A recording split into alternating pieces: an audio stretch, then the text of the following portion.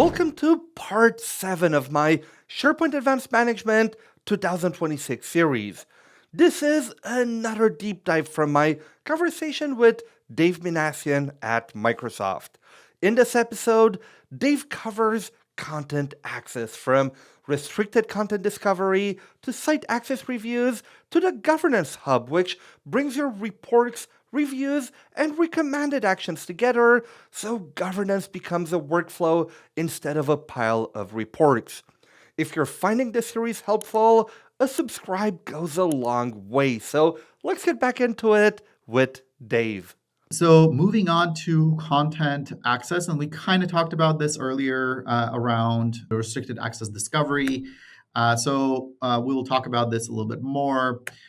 So one of the things that we talked about, kind of mentioned it earlier, is site access reviews as well. So site access reviews are probably some of the most powerful things that we have around here, around SAM, to basically for the admin to be able to actually control and audit some of these potential problematic and potentially overshared sites with the help of the owner of the content, right? So as far as this experience is concerned, pretty straightforward. You select whichever sites you feel like needs to be reviewed. You click on the button. And just like earlier, what I mentioned earlier with the site lifecycle management, we're going to be batching this different requests from the admin into a single email for the owner. So if you have 15 sites, you will not necessarily get 15 emails now. So now you'll just get one email kind of summarizing the areas that or the sites that you have been asked to evaluate by the admin. So just to clarify, I'm sorry, is it one email per type? So let's say you're bundling all the inactive sites Yes. together, but all the site access reviews are also together, but Yeah. it's still 2 emails? Or is it one for, It would be those are two your emails. actions for the month? It will be 2 emails that are designed by category. So if you're doing lifecycle management, so lifecycle management can include, it will bundle inactive sites, ownerless sites, and any attestations that the admin is asking you to do. With oversharing portion, any kind of site access reviews will be basically bundled together. Okay, so we're not 5 emails, we're 2 emails. You're One 2 for emails. everything Yeah. oversharing and one for everything Exactly. lifecycle management. Exactly. Okay, cool. Awesome. Because before, you could have an instance where the admin is trying to figure out if you need the site, right? Yeah. And if you can go and review the oversharing. So there could have been a situation where you would have gotten 2 emails for one site.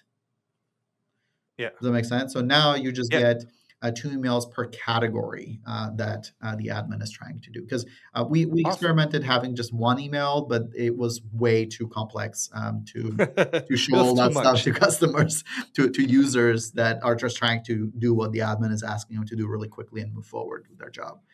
Awesome. So this screen you've seen probably many, many times. This is the site lifecycle review. This is the site access review that the admin initiates. So this is the site owner view. So when the site owner clicks on review, they will come here and only see the things that the admin or that our system, that our logic in the background has identified to be potentially overshared. And you can see files here, folders, etc. So pretty cool stuff. And it's basically one dashboard that the admin can that the site owner can manage everything from.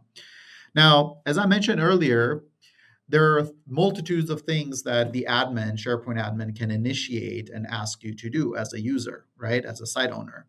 And it has been very hard. Like, this is one of the top feedback that we've gotten from site owners and also from the admins that, hey, I'm initiating these things and these reviews, and then it sits in the mailbox of the user, and the user kind of forgets where they were. So they ask me to resend it all the time. Like, there's all this things that happen. It's kind of a clunky system. It's much, much better than it was before, which was nothing, right? But it's working, but it's kind of clunky still. So, how can we make it a little bit better? So we actually are going to be releasing this experience a little bit. It's going to be actually even better looking one by the time it goes out, where we're essentially bringing all the things that the admin is asking you to do in one page that you can access, right? So when you come here, you'll see all the things that the admin is asking you to do, and also all the different actions that you need to take, right? And That's amazing. so all in one, really easily kind of a viewable, accessible place. And then in the future, what we're looking to do also is hook this up to the to the SharePoint Admin Agent, where the admin will kind of initiate the action through the agent. And then now that the agent understands the reason why the admin initiate the action, it can now help the site owner to deal with the action and apply the action. So we'll kind of extend, or at least we're looking at extending the SPO admin agent to site owners as well, where it can help them kind of mitigate some of the things that the site admin is asking them to do. That's amazing because we have one SharePoint admin per maybe 1,000 users, Exactly. If that, in and some we cases, can't, yeah, if hundreds of that, thousands of users. Yeah, for sure. and we can't do it all. We can't Yeah. know it all. This empowering users to be as independent as possible in solving things is amazing. Yeah, exactly. Yeah. So in this case, the SharePoint admin, is a pivotal person to manage all this stuff. But we're now able to scale them a lot more, right? Because right now you still have one person doing the SharePoint administration, Yeah. but things are kind of are missed sometimes because you have one person that is managing all the entire content a lot of times for the organization. So now we're going to make them.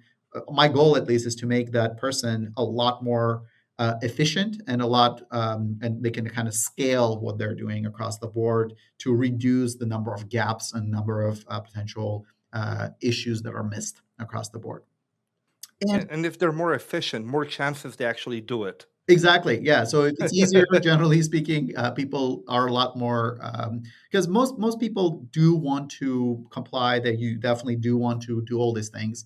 It's just if there are kind of too difficult or time-consuming things to do, those are usually the tasks that fall under the table, right?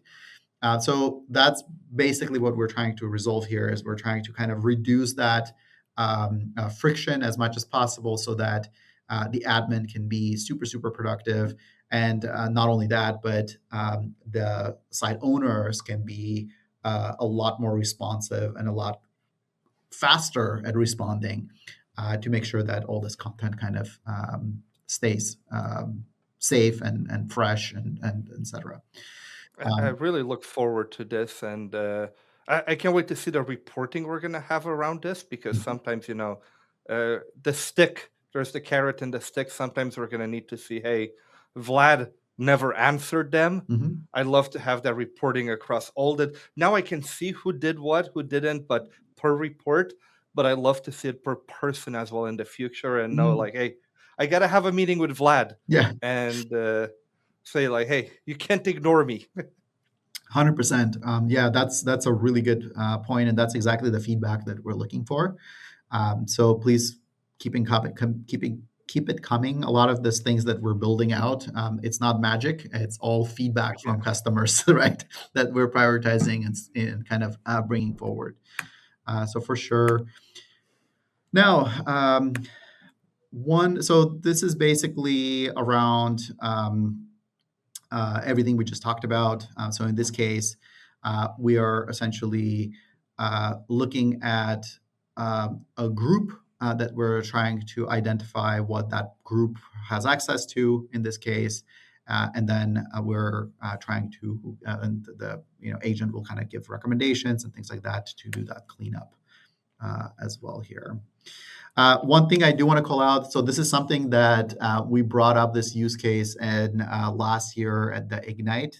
I think Sasha Mani, he went on stage and he kind of did this big demo around this, and then he asked the agent, "Hey, can you delete all these sites that I found?" And then the entire audience started just sighed, Scared, oh my yeah. god, what are you doing, kind of thing. And then the agent came back and was like, "Oh, sorry, I cannot really delete Yeah. this. This is not operation I can do." And so that's to just kind of illustrate that everything we're building is on Rails. So we are not letting we're specifically not incorporating actions that could potentially accidentally um, or not, or, accidentally or maliciously, all right, be detrimental to the the tenant and the customer. Yeah. So like delete functions, things like that, we are pretty much not going to support them. At least I'm not aware of any plans of supporting these type of things. But archive we will support, because archive is something you can reverse fairly easily. Yeah, especially archive, it's like instant within the first 7 days. So Exactly. Yeah. So it doesn't yeah, cost you anything. It's fairly easy to kind of bring back. So for sure, yeah. So those are the type of things that we will kind of continue to support and enhance these capabilities with. If you do want to awesome. delete things, really, that's what you want to do, you can use PowerShell, or you can use the UX to go and select the sites and delete them manually. Awesome. We're almost towards the end. One thing I do want to call out here is that, so we covered a lot of ground. One area I do want to call out, in addition to everything else, is that RCD right now can actually be, you can delegate the RCD. So one of the feedbacks that we got from customers is that, hey, how would I know if a content needs to be restricted from Copilot or agents, right? It's really I don't, unless you give me files that I can read over and understand what that site is all about or what the files are about, it's very hard for me to decide whether the content should be there or not, should be reasoned over or not. So what RCD now allows you to do is delegate that responsibility to the site owner.